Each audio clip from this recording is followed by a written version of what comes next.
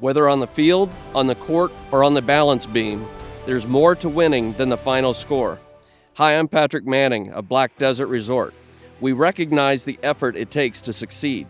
That's why we are proud to partner with Utah Checkdown, the podcast that tells you the story before the game, then gives you a recap of what happened when it's all over, the grit, the glory, and the disappointments.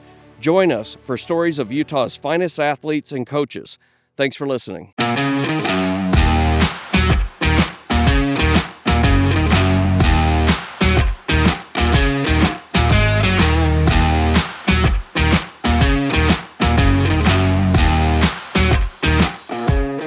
You're listening to the Utah Checkdown Podcast. And now your host, Josh Furlong.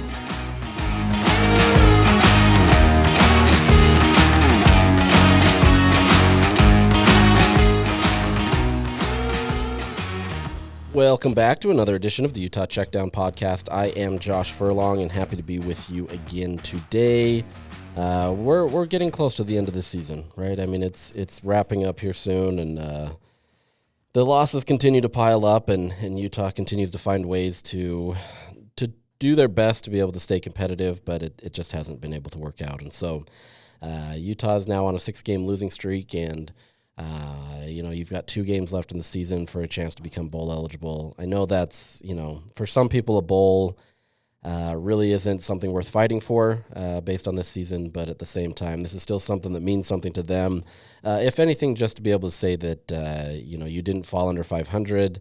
It means something to Kyle Whittingham. That's especially if this is his last year, and, we can maybe talk about some of that in a little bit, but if this is his last year, you want to be able to go out on a somewhat of a high in terms of saying that you were able to get to another bowl game and all that kind of stuff. So we'll chat about all these kinds of things. But first, let me tell you about our partners, Black Desert. At Black Desert Resort, you can truly indulge in luxury your way. Whether you could choose a sleek studio or an expensive 4-bedroom suite, you're just moments away from teeing off on a championship golf course. Savoring top-tier dining, relaxing poolside, or exploring the rugged beauty of southern Utah. Whatever thrill you seek, it's right outside your door. Your journey awaits at blackdesertresort.com. Get lost and find luxury. All right. So, as I mentioned, Saturday, Utah, traveled on the road to Boulder, Colorado, where they ended up losing 49-24. The final score, I would say, is truly not indicative of how the game was kind of played. But at the same time, it is. This was a Colorado team that really just kind of had its way with Utah. There really wasn't a lot of, I don't want to say there wasn't a lot of hope, because Utah was close in this game near the end. It's an 11-point, I believe it's 11-point, maybe 12-point game down the stretch, and then, a bunch of turnovers and some other things changed that. But for the most part, this is a game where Utah's defense absolutely showed up. They were wreaking havoc. The very first play of the game, Shadir Sanders throws an interception, and Utah's off and running. And so you're thinking, maybe this is exactly what Utah needs to be able to turn the tide, erase the losing streak that they've been on and get going. And unfortunately, it didn't really pan out. Utah just goes with a quick field goal after a 3-and-out that never really materialized. Utah tried to run it, and the run game never really developed in that first series, and that was pretty indicative of the entire game. The run game just didn't show up. It was probably one of the most disappointing aspects of the game. I know you can point to quarterback play and moving the ball, and we'll talk about that, but for the most part, this is the one spot that Kyle Whittingham continues to talk about, is it's not developing. Yeah, you have Mekhi Bernard, but even in this game, he wasn't able to produce. He ran for 20 yards, 11 carries, averaged 1.8 yards per carry. That's just simply not going to cut it, right? They've talked about this many times, where you've got to be able to produce at least 5 yards per carry on an average basis to be able to get Utah what they want to do. Mike Mitchell did get some run in that game. He finished with the team high of 28 yards. Team high being 28 yards is not great. For 7 carries, he averaged 4, so he did a little bit better. But by and large, Utah just wasn't able to get any push. They weren't able to get any separation in terms of the run game, and Utah really struggled to move the offense. And for a team, for a Colorado team that plays a lot of man coverage, similar to kind of how Utah does, that becomes a very challenging situation when your quarterback is trying to pick his spots, especially as a true freshman, to find wrinkles in that defense that you can attack, and you've got to have a run game that's complementary to that, and it just simply wasn't. And so that became the biggest challenge for Utah all day. They really struggled to be able to do anything that way, and there was positive momentum at times, but for the most part, it really wasn't because of the run game. And you can say, yes, that Colorado's defense swarmed. I mean, they're a much improved defense, so you don't want to take anything away from what Colorado did, because they are a completely different team than what they looked like last year, a completely different team from even 2 years ago. Obviously, they were now near the bottom, if not the bottom, of college football, the Division I FBS situation. So it was quite the turn of events for them. But despite all that, with the offense, with how the offense wasn't able to churn the ball out, that defense did a phenomenal job.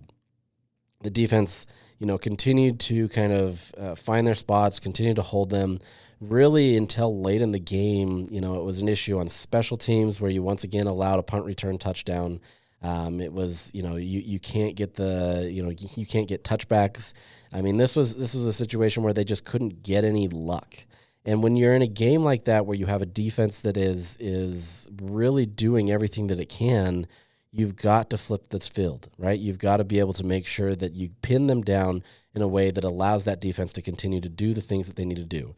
But if you give a team any momentum, any positive field advantage, then it starts to flip, right? Shedeur Sanders is a great quarterback, especially at the college level, where he can make you pay. And when he has Travis Hunter and some of these other receivers who absolutely did work well for them, this becomes a big challenge, and you can't be perfect every single down. And for the most part, Utah did, right? Like until late in that game, the defense did well to be able to contain. There were several 3-and-outs. I mean, usually you talk about this, how when the offense doesn't move the ball, that puts a lot of pressure on the defense to be out on the field for a long time. But going into halftime, I mean, that offense has been on the field way more than what the defense was, because they were getting so many quick 3-and-outs. They were holding Colorado well. The only time that Colorado really kind of scored was when you put them in a prime position and you had that special teams touchdown. I mean, Utah did everything that they needed to be able to win that game from a defensive side of the ball. The problem is, in that first half, as I said, the run game didn't develop. It didn't develop all game to that point, but it didn't develop. And then you had an Isaac Wilson who, he really struggled. And there were moments where I think this looked to be one of the ones where he looked the most rushed. He didn't seem comfortable. He wasn't setting his feet very well. There was several times where he even just kind of hucked the ball up there and hoped that it wouldn't get picked off as he was trying to make a play. Part of that was his line was getting blown up a lot, especially in the interior. This has been a common theme. And he was forced to make throws in a timely manner. However, on top of that, there were many times where, as he's going through his progressions, it felt very intentional, where you saw him going through his progressions in a very slow manner, but also he was holding on to the ball too long. So it's kind of like everything all at once. And so for the first half, it became a real tough challenge for this offense to move, because nothing was working. They didn't have anything that they could use. Even, I don't want to say that you could have schemed it better. Maybe you could, right? I think there's things that could have been schemed better. But at the same time, you got somebody that was put in a position that just was not comfortable for them. And part of that reason was, leading up to this game, Isaac Wilson was incredibly sick all week, especially later in the week. There was a real likelihood that he wasn't going to play. On social media, it was trended out there that, he had mono and that he wasn't going to play and that Luke Patari was going to start. And all of those things were kind of true. They were testing him for mono. He did not have it, but he was very sick. His mom later posted a picture that had a caption on it that said he had 102 fever. He was just not feeling at his best. And anybody that's had the flu, especially at a high fever like that, it's tough to be able to compete at a high level, especially in, a game like that where everything is resting on your shoulders, right? When I get in that situation, all I want to do is lay in my bed. But to his credit, he came in there and he wanted to play. It was a game time decision. It was really kind of how he woke up and felt. I think it being early in the morning, maybe it took him a bit to be able to kind of, wear that off and kind of get into a rhythm. Anybody that's been sick, which is everybody, generally knows that in the morning it's tougher. As the day goes on, maybe you kind of perk up a little bit. You have that little afternoon, I'm starting to feel better, and then you kind of sink into the depths of sickness again, and you feel, the despair of life crushing in on you. Not to be too dramatic, but, as much as you don't want to use that as kind of an excuse for Isaac Wilson's play, it's a huge factor, right? I mean, you're going into this with a guy that just honestly hasn't been feeling well all week, and you're putting him up against arguably one of the best defenses in the Big 12 this year. That's not an easy task, and it's not something that you want to go into. But for the most part, he was able to kind of do his best and get to where he needed to.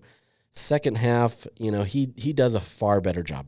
I don't know if they did give him IVs, so it's not a matter of that if they did give him IVs to kind of help, but that's literally all that was in his system. He was running on fumes in a lot of ways, and yet in the second half, he actually did improve. I thought the second half performance, there was a much bigger performance level from him where you started to see kind of the things that we've seen from Isaac Wilson all year, where you're like, the positive things, where you look at that and you say, okay, with some momentum and with some people around him that can help him, you were starting to see the tight ends more into that game. You were starting to get a little bit more of a dynamic play calling where they were willing to take a little bit more shots and try to help him. It opened it up a lot where he was able to kind of pick the team apart and do what he needed to. He ended up scoring 2 touchdowns there. His favorite target, Caleb Lohner, obviously gets a touchdown. And Dorian Singer, he finally gets his first touchdown of the season, game 10. And, he's been a great asset for Utah this year. And they finally get him the ball in the end zone and all is good. And Utah's looking like they maybe be able to make this a game. It was just an all around different performance from Isaac in that second half. Things were still not going well for him by and large, but he looked much more comfortable. He looked like he understood what he wanted to do. He looked like he had much more control and command of the offense. I don't know if that was necessarily a scheming of the plays. It obviously looked like there was better attention paid to that, knowing that the run game wasn't getting there. So I think Bajakian in the halftime, kind of changed up some schemes, changed up some looks to be able to say, okay, well, if we can't get the ball to our, running backs, since they can't get, able to do it, we're going to try to find a way to get this passing game open, and it worked. I mean, I think the frustrating thing there is that, that could have been there in that first half too, especially in that first drive. I know, the first drive is generally a scripted drive where you're going to do what you want and try to make it, work the way that you want to. However, in that scenario, you got the ball quicker than you expected to, and you were in a situation where you're almost in the red zone immediately. I think they were actually 21-yard line, I think is where it was. So you're just outside the red zone. But by and large, there were things that they could have done to be able to help Isaac. Some of that is he's got to settle in, right? We've talked about this all season. This is just the nature of being a true freshman. Obviously, there's things that he has to do to be able to avoid interceptions and different things that way. But that's just also the nature of it. When he did start taking more shots, there were things that did open him up to turnovers. There was one that was, particularly bad on the sideline near the end of the game where Utah was had momentum. They made some stops. If they had scored there, I believe it would have been a 4-point game, maybe 3-point, depending on how you approach that. And suddenly now you've got some momentum, and Isaac Wilson threw a costly turnover that didn't help, right? And so there's things like that where he has to cut down on that. You can't be too anxious. Not anxious is not the right word that I want to use, but too ready to kind of shoot your shot and not realize that there's other spots that you can throw the ball to, or whether that be, throwing the ball away, whatever that may be, there's opportunities there for you, right? And, that's just something that he's going to learn. At the end of the day, all of these reps are going to be very valuable for him next year. His final stat line is he was 21 of 40, so he was at 53%, which is, not great compared to what you want him to be. You need him at least in the 60 range. If not 65 would be more ideal. But he had 236 yards. You know, he moved the ball, so it's not a matter of him not being able to move the ball. He had 2 touchdowns. The biggest issues were 3 interceptions and a fumble. You know, and especially late, those proved especially costly.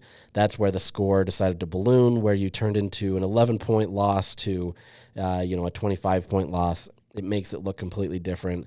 But when you get those, you know, in plus territory, or in Colorado's territory, I should say, no, your territory. I don't know. I'm flipping the field all over the place in my head. Anyways, close to the end zone.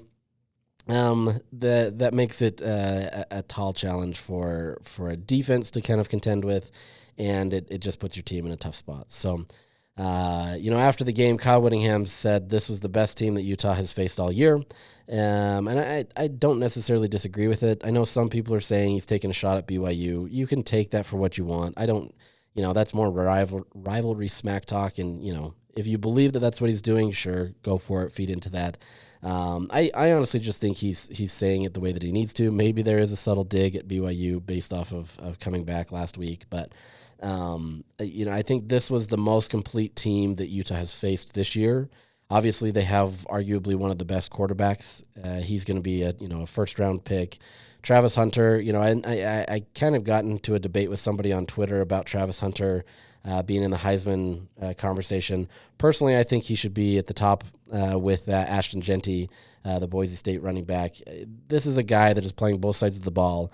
He may not be the most elite on both of those, but he's also doing it for 130 snaps every single game. He's coming down with plays that are just game-changing. I mean, there was one that he jumped over, 2-3 Utah defenders and just made a play where he was able to get his feet down and put them in prime territory to score a touchdown. Yes, he got burned on the Dorian Singer one where Dorian was able to get a touchdown over him. But that's, it's one play, right? Like, you're not going to be perfect every time. By and large, this is a guy that is doing everything he can to be able to help Colorado be in contention. The difference this year, I will say, is that Colorado has much more playmakers around him, that he's not as big of a focus on the game as he was even a year before. That's not to say that he's not. I mean, Travis Hunter was everywhere on that field. I felt like every time that I looked up, he was either catching a ball, intercepting a ball, or he was defending a ball, right? Like he was everywhere in that game, and you can't really replicate that in a lot of these teams, right? And Deion Sanders has done a good job with him because he's played both ways.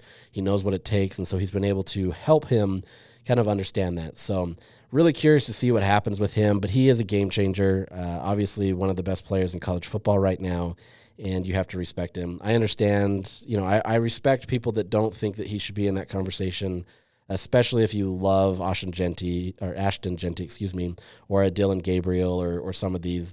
My only retort would be, you get these types of players on a regular basis. You get a running back that goes off all the time. You get a quarterback that almost seemingly wins it every single year. For me, if I had a vote, I would probably lean towards somebody that we don't see that often. That's my bias. That's how I would go. But either way, this was a very solid team for Utah to contend with. It's easy to look at some positives. There's easy to look at a lot of the negatives, the same season things that have gone on, whether that be the offense or what. But I think there are some positives, and I think if Isaac is the future of Utah football and how they want to approach that, these reps are going to mean everything, right? I mean, Isaac has seen, I wouldn't say everything, but he's seen a majority of the things that he can see to be able to scheme for next year. And if you can bring in a new offensive coordinator that kind of fits his skill set, there's true potential there, if he's there. It could be Brandon Rose. It could be somebody else. I can't imagine that they don't go to the transfer portal and try to find somebody. This year is probably easier than the last few years where you can say, hey, look, that job is not set. If you want to come in here, you can compete. But as I mentioned the last little bit, there's this isn't going to be something where it's just given to anybody. You have to come in there and compete, and you've got to be able to do this in a way to win the job. And if there's a graduate transfer or a more veteran QB that feels like this is where they can be, Utah's absolutely going to entertain that, and it's going to be interesting to see how that kind of works and how the transfer portal works.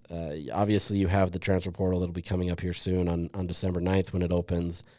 You'll see players from Utah leaving. You'll see players coming in. But then you have that spring one too. So after spring, depending on how things go, I'm curious to see how this all goes. So what we know today, whether it's Brandon Rose or Isaac Wilson or somebody else, that's going to be the big question moving forward. Obviously, there's still 2 games left in the season, and Isaac is going to be largely the focus of that.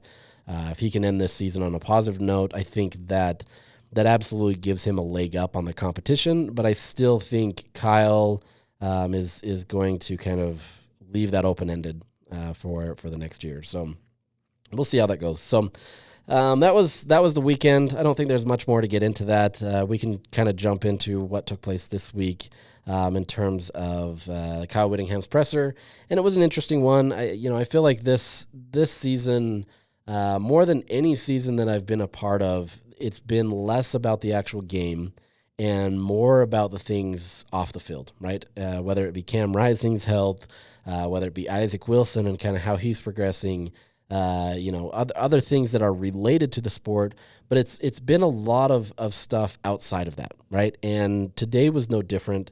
There's a lot of conversations about the transfer portal and, different changes that way, as well as hiring an offensive coordinator and different stuff to be able to kind of complement what's going on with the season.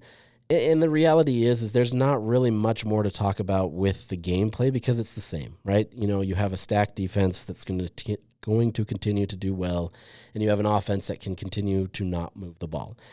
There's been glimpses. Obviously, Brandon Rose shows some glimpses. Isaac has shown some glimpses at times. But by and large, it's a season where the offense just can't click. And so there's going to be a wholesale change at the end of the year. There's going to be a large look to that. So it'll be interesting. I'm curious to see how it all develops. And, hopefully we get back to actually talking about the game, talking about kind of schemes and who they're going up against rather than having to have a lot of these off the field type issues that we have to talk about and become more ancillary to the game, right? This year that's become much more of the focus, and it's distracted in large part to that. And that's going to happen on a losing season. It's not easy. You want to be able to point fingers at somebody and get some answers, and those are all worthy, and that's what we've been trying to do and trying to figure out how this isn't functioning. So, yeah. But on Saturday, it will be senior day, so this is the last home game for Utah. So any fans that are wanting to see their team for the last time in person, this will be the last time, 5:30 kick. Kyle Whittingham, said it's about 25 or so people that will be expiring their eligibility. Quite a bit, right? In most years, Utah gets about anywhere from 8 to 15, 15 being kind of one of the larger ones. And some of those guys are also just like walk-ons or guys that haven't played much. This is a year where there is a lot of eligibility expiring, a lot of guys that are going to be moving on, guys that, might declare early for the NFL draft. There's a lot of that this year. And so you're going to see a much higher turnover of guys wanting to be recognized. And then that has nothing to do with the players that are probably going to enter the transfer portal. So, let's jump into that. Coming into this next year, there's going to be some changes, or at least there's expected to be some changes with roster management stuff. So let me first kind of jump into this with some audio from Kyle talking about this, talking about kind of what the expectation is. And I'll kind of give some background on it and kind of explain all this. But we'll go through some of these things and kind of show what this offseason is going to look like, because that's kind of where the focus is turning a little bit. Obviously, they're trying to get to a bowl game. It's not like they're turning. Kyle specifically mentioned that this is a team with resolve. They're continually fighting. They're going to do whatever they can to get a bowl. And it's he's not just saying that. He had no reason to really talk about that. It's more he really truly wants to get there. This is their goal. And talk about quite an amended goal, right? Going from winning the Big 12, getting into the playoffs, to not even, maybe getting a bowl game. It's crazy, but that's the nature of college football. And when you look back in retrospect, it's easy to kind of see how Utah got here to some extent. And so kind of, interesting development, but that's how it goes. So here's Witt's conversation. We'll start with kind of how they're going to approach some changes to what is, in a settlement hearing, and I'll explain that in a second. Yeah. Kyle, programs across the country are starting to prepare for the revenue-sharing future and divvying up money toward players. Mm-hmm. How, I guess, are you using that approach heading into the next recruiting cycle with transfers and freshmen and high school recruits? Well, we're using it just like we have been in the past, except it's going to be a bigger bump for us. Some schools it's a huge cut, but for us it's a big bump. And we've already got all the numbers budgeted, spreadsheets galore as far as what we're allocating to each position. How much O, how much D. I mean, it's all mapped out now. It's just a case of going shopping in the portal and filling those needs within those financial parameters. Yeah, to kind of follow up on that, a lot of programs are finding ways to use third-party entities, whether it be a collective, to kind of circumvent more money. Oh, yeah. They'll circumvent, trust me. Yeah, absolutely. A lot of circumventing going on. Yeah. Is that something that you imagine Utah might? Boy, I hope so. To stay in the game, we're going to have to. To stay in the game at all, we're going to have to, because Oregon seems to be the gold standard for all this stuff, and I guess I shouldn't speak too much about it because I don't know for 100%, but that they're upwards of $30 million overall, and I don't think that's going to drop off with the revenue sharing because they've got very deep pockets there, as do about 15 or 20 other blue bloods in the country. And so, if you want to try to keep pace, you're going to have to supplement the revenue sharing. Have to, if you want to keep pace.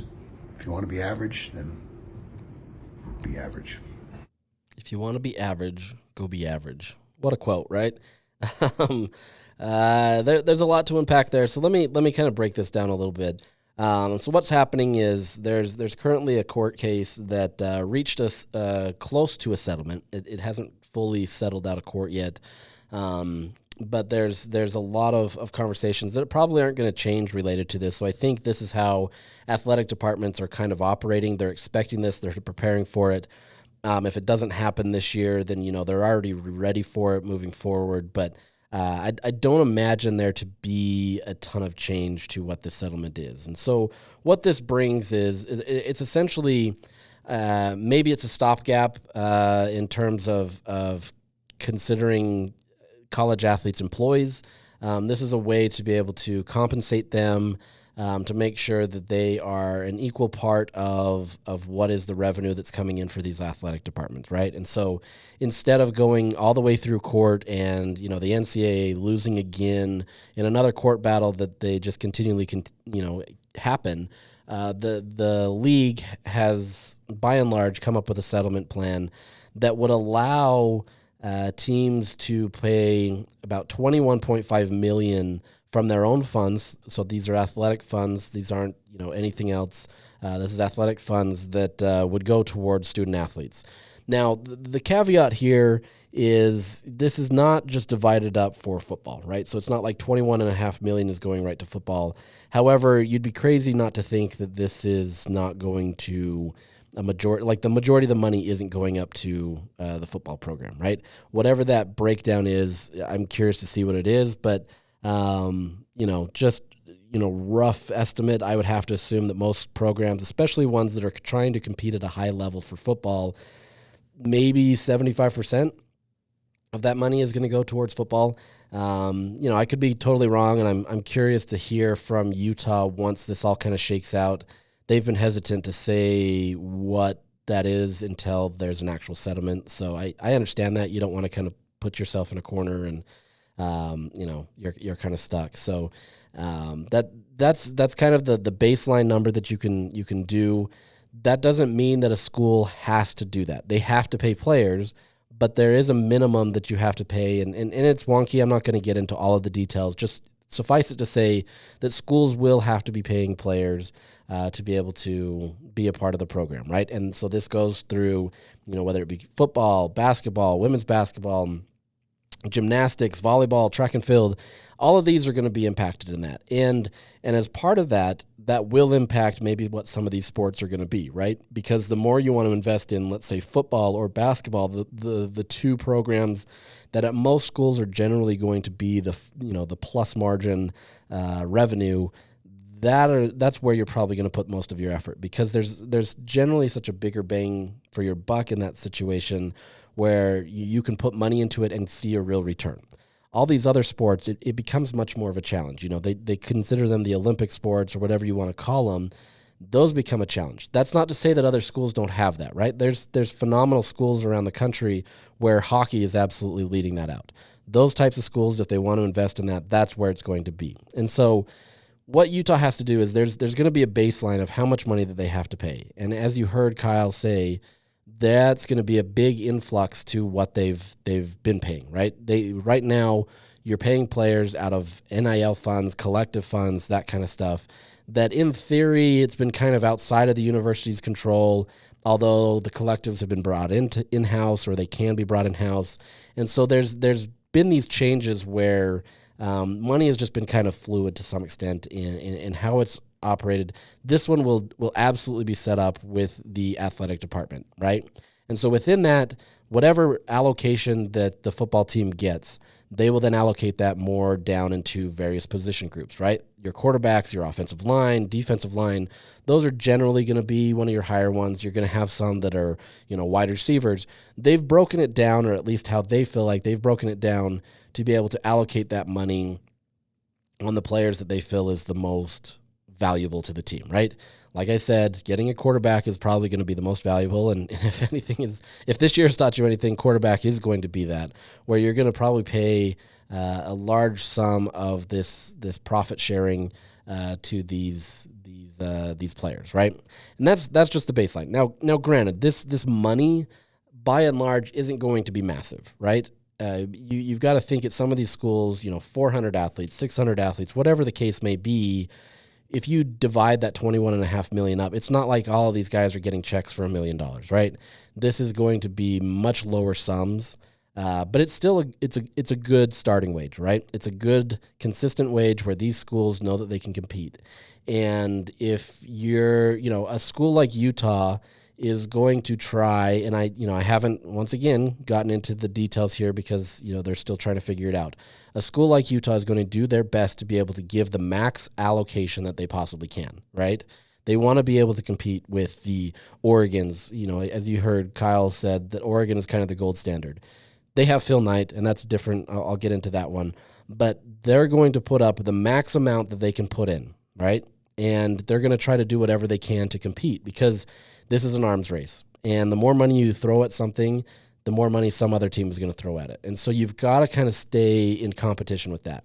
Utah's never been the program that's going to compete with the Ohio States, the Georgias, the Alabamas, the Oregons with those deep pockets, right?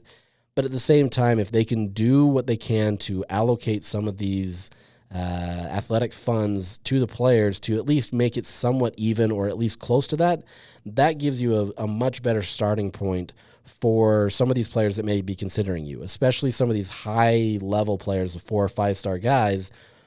They can consider Florida, they can consider Georgia, or whatever it may be, but you can still consider Utah because Utah is on par with that. This will be an interesting develop to see how that goes, but Utah is going to do their best to get there.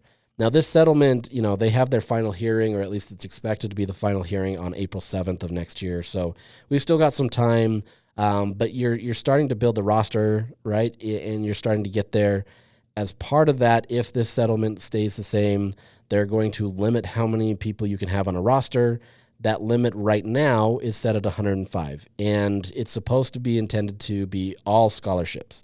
Now, you can kind of divvy that up to an extent on how you give them a full scholarship or not. It's going away with you have to do a 1-to-1. You can give partial scholarships. You can do different things that way. So curious to see kind of how that develops and kind of how roster management is built.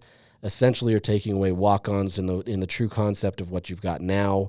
It's more teams just kind of stockpiling talent, but at the same time, they're losing some talent too, because most teams have about 120, 130 players on their team with walk-ons and everything that way. So there will be some changes if Utah is planning towards that in this offseason.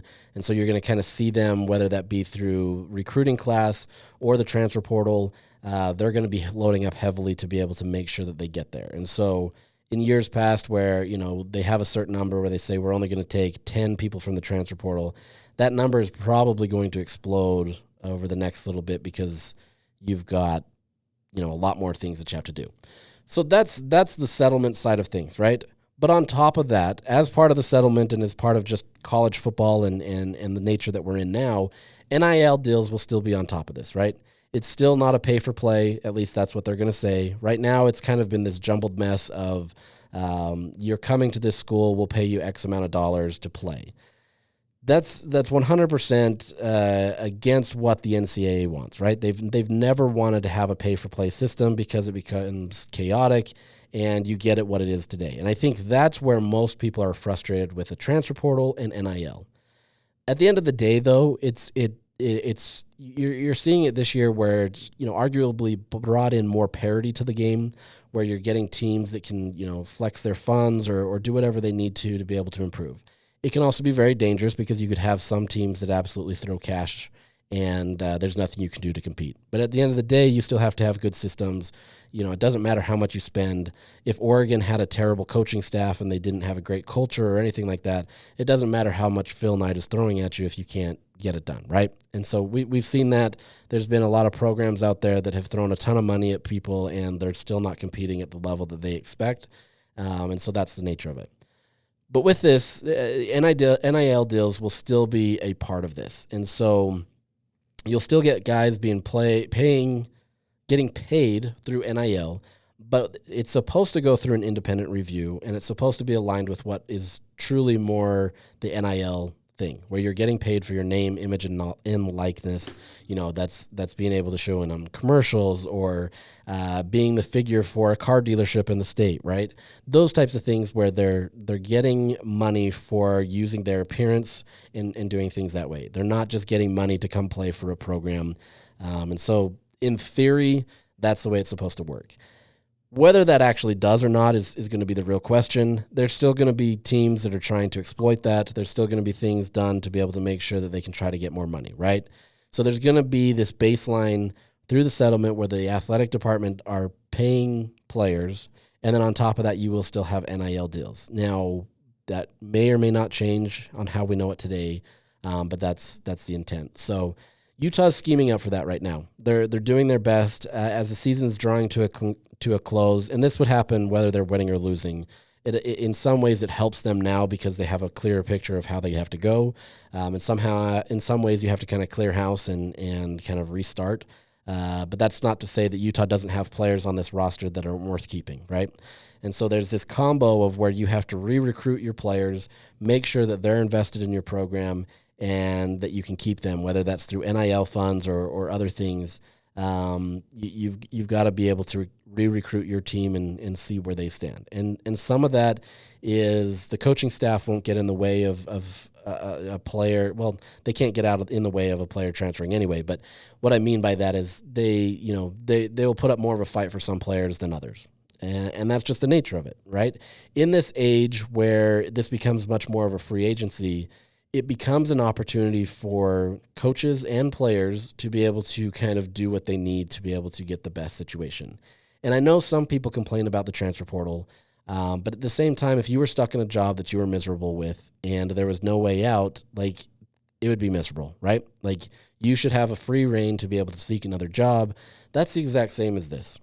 Players, if they don't feel comfortable, and you can say they're prima donnas and, they're doing whatever, yada, yada, yada, This is them trying to seek the best opportunity. And the ones that are successful and the ones that actually buy into the systems and aren't just kind of portal hopping and doing that are generally going to be the best. Consistency still matters in this sport, but at the same time, that's not to say that you can't find success jumping around, right? Like, I have friends that are in business and they've jumped around to different jobs, and each job they generally get paid more, right? Because they're attractive, they want to be able to get into a better situation, and it works for them. And there's others that have been incredibly loyal to their their business, and they stay. And their earnings probably aren't as high as the others, but maybe they have a better work environment. I don't know. Each person kind of has to decide that for themselves, and that's the same in college football.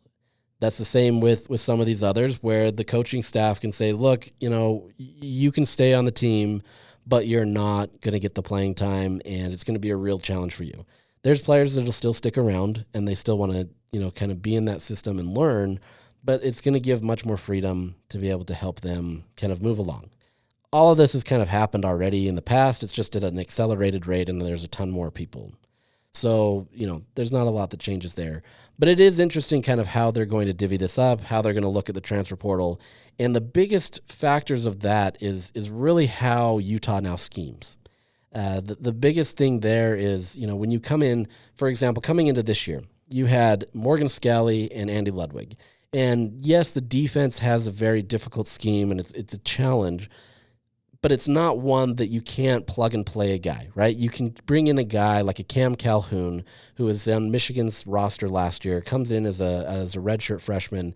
He's getting meaningful minutes in this game, and that's not because he can't, learn the system, right? It's a complicated system, and Morgan Scally is very, he's got a brilliant mind on how the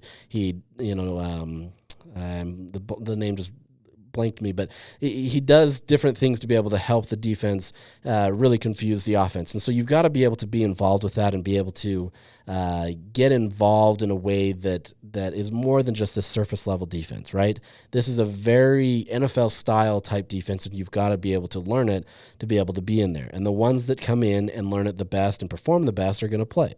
But it's been a much easier path for guys to get into the defensive side of the ball on their first year than it is on the offense. And part of that is because when Andy Ludwig was here, his offense was very challenging. You had him, trying to come up with this complicated offense that once you've been in the system, the old way of doing things and the way that Utah has really kind of had success is you come in there, you bring these guys through the high school ranks, you develop these under-recruited players, and they've been in the system for 2 or 3 years, and they've matured and marinated in it, and they understand it inside and out. And so by the time that they're, maybe a sophomore, definitely as a junior and senior, they should have a good expectation of what this offense is, and then they run with it, right? There's some that excel on a higher rate, and they can pick it up faster.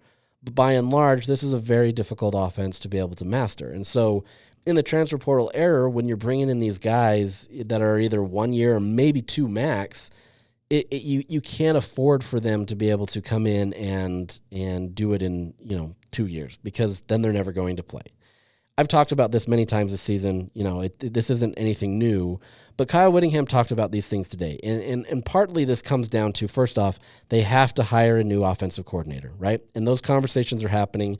So let's jump with that, because this all kind of factors into this, and we can explain this on how it goes. So starting with the hiring of an offensive coordinator.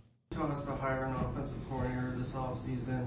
With the regular season ending in 2 weeks, at what point do you start putting together a list of potential candidates, or is that something you've already done? That's going on right now, evaluating, what we're doing, what's attractive candidates outside the program. I'm evaluating everything right now and getting the short list ready.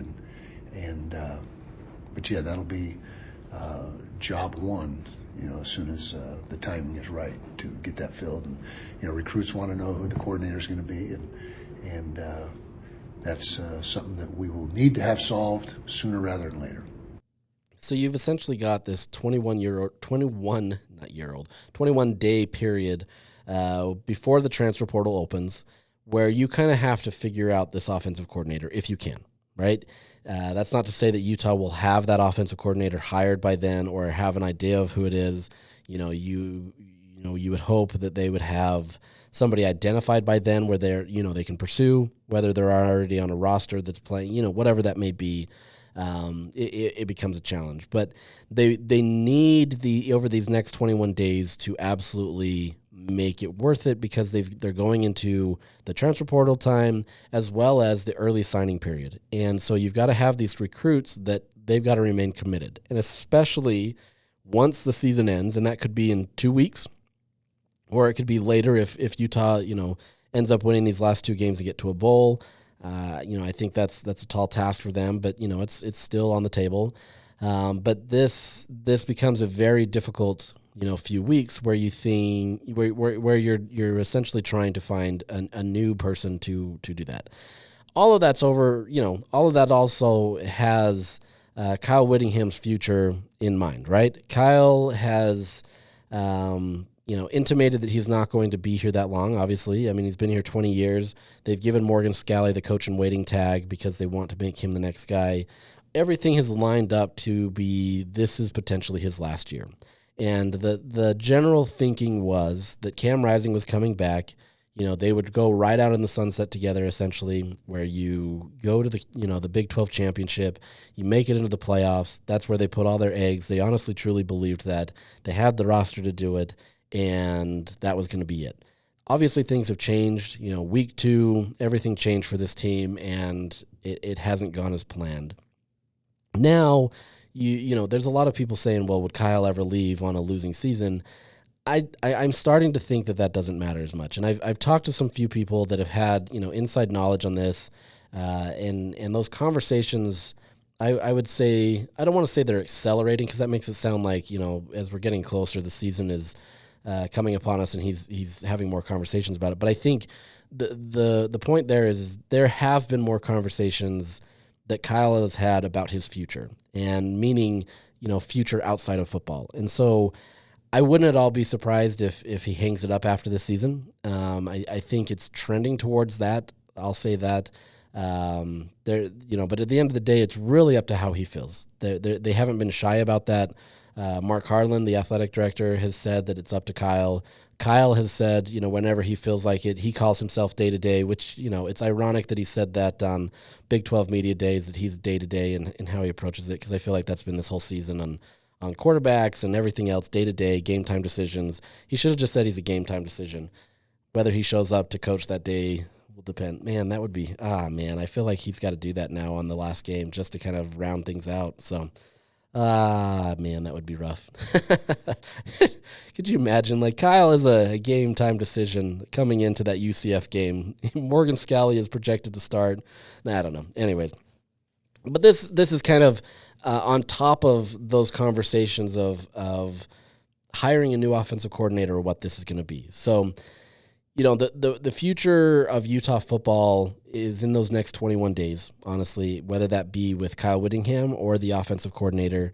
Firstly, most importantly, it is the offensive coordinator right now.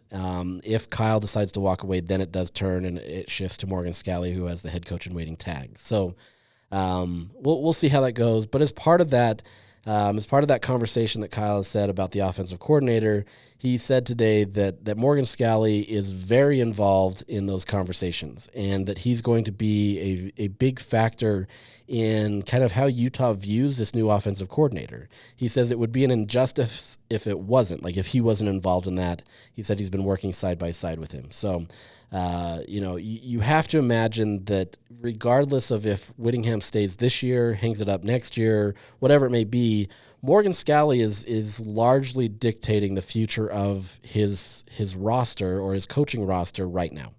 Obviously, he's the defensive coordinator, so he's got to have somebody in mind there, and he does. He's got different things there floating around, and I know that he wants to be able to have an offense that is different from what Utah operates right now.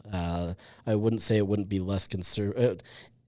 It's not as conservative as how Kyle runs it, right? Kyle wants to be able to control the ball. He wants to make sure to limit turnovers. Morgan absolutely wants to be able to come up with an offense that is different and is much more, I would say, modern and kind of fits to how the players are playing now. So there will be changes, right? This isn't going to be a Kyle Whittingham clone 2.0 type thing. They are different people. Obviously, they're going to operate in the same type of culture experience where you're trying to, get guys to buy in and you're part of the family. And if you do what you can to do your 1/11th, as they like to say. But this is a different coach, right? He's not going to run it the exact same way as Kyle Whittingham. So curious to see how that goes. But that offensive coordinator position has to be the number one job outside of the head coach. And so that'll be interesting to see how they go.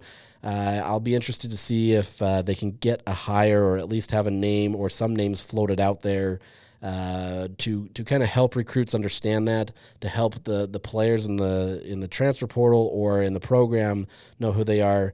I mean, the reality is Isaac Wilson came to Utah for Andy Ludwig, and whether they expected him to stay there long term or not, that's not the question. But you have to instill confidence in the players that you have there that you want. And maybe they're fine with Brandon Rose or Isaac Wilson walking. I don't know. I don't know what those conversations are like. But if you want to keep those guys around, they have to have some buy-in with the offensive coordinator. And that's not to say that Whittingham or Scally are going to go to, either one of those players or any other players and say, who do you want as your offensive coordinator? But there's some of those things that you have to factor in, right? At the end of the day, they have to find who they like, because players are going to come and go, and you've got to be able to run a system that you feel like is productive and effective. So on that subject, talking about kind of the changes to the program, Kyle touched on that as well. So I want to get into that because this goes to kind of the point that I was talking about earlier. So along those lines, the strength of Utah football program for a long time has been able to identify guys maybe other programs didn't, and then develop them. Right. But with people coming and going so quickly, how do you develop them, and does that take away an advantage that you've leaned on for a couple of decades? Yeah, no excuses, but that was our formula. Recruit, develop, and manage, and with the turnover and with the way the portal is now, that system is, I don't want to say it's a dinosaur, but it is very hard to continue to have work. And so, and that also plays into, you got to take a hard look at your schemes, because your schemes better be plug and play now. You can't have a scheme that's so complicated and so in depth that it takes a guy 2 or 3 years to learn it, because you don't have that time anymore. And so that's another conversation we're having, another facet of what we're doing that needs to be streamlined, because, like I said, you collect all the talent you can in the offseason and then just hope it gels and has chemistry, and they better be able to assimilate the offense and the defensive schemes in that short period of time in order to function. And so that's something that we're looking at hard and making sure we get corrected. The head man said it, right? You've got to be able to look at your schemes, and for as much as Kyle Whittingham has really loved his system of being able to keep guys in the program, let them develop in there, kind of show your way through the program, mature and get through that. He can do that all he wants, but he's going to become the exception rather than the rule, right? You've got to be able to have an offense and a defense that is much more transfer portal friendly. You've got to be able to have these guys in here. Like I look at a guy like a Damian Alford, for example, transfers in from Syracuse, expected to be this guy that was, a big factor in the offense, and we've seen him once. And essentially his one appearance was he threw an interception in a game, and it obviously didn't work out too well. That's not to say that he's not capable, right? He was a starter at Syracuse. He knows what to do, and obviously he has to assimilate to Utah's offense. But because it was so complicated and it was so hard on how it was approached, and that's not to say that a different offense couldn't be a challenge either based on what Syracuse was doing, but you've got to be able to have an offense that is going to be much more user-friendly or player-friendly for the transfer portal era. You can't expect them to be in there for 1 or 2 years. You've got to expect them to say, we can come in, and, you hope that they come in with spring, because that's generally going to be a better system for them. But you have to hope that even if they come in fall, that they're at least going to be able to get up to speed, midway through the season and be a contributing player. Spring is still going to be a very vital part for these players, right? You've got to be able to go through the transfer portal in this early season and get into spring and kind of work through the team. I don't think that's going to change, but I think you've got to be able to have an offense especially, and we've seen that a ton this year. You've got to have an offense especially that is able to be able to do that. If you can't plug and play these players, it's not going to work. You're seeing it at, let's say, Oregon, right? And granted, they're loading up on talent upon talent. So, I mean, I get it. But, you come in there and they have a quarterback who, largely, a couple of years ago, Bo Nix, he was largely thrown away in the college football world, right? A lot of people didn't like what he did at Auburn. He wasn't a great quarterback. He was living through the pressure of it being, his family's school. He comes to Oregon, and suddenly all of that starts to change. You didn't get the negative Bo Nix conversation, and now he's an NFL quarterback as a starter as the Denver Broncos, and he's doing a phenomenal job. Part of that is being able to have an offense that can develop these players and give them what they need in the way that they need to, right? While also still not changing your system. You've got to be able to have your thing, but it's been much easier for them to be able to scheme around these players because they can get into it and do what they need to. There doesn't have to be these complicated things, right? At the end of the day, football, yes, it can be very complicated, and there's a lot to it that is complicated, but you still have the very basic schemes that you can utilize, and as long as you do it well and you function properly, a lot of that stuff goes out the window, right? Most of these offenses out there aren't these complicated things where you've got to, pay attention to this, and they're going to have their different wrinkles. But like part of the success that a Mike Leach had, he chucked that ball around all the time. You knew exactly what he was going to do, and he still found a way to do it. He just got the athletes to be able to excel at it. That's where Utah needs to hone in on now, right? They've got to be able to find that, and that's the hardest challenge, right? Is finding the athletes that can do the offense that you want.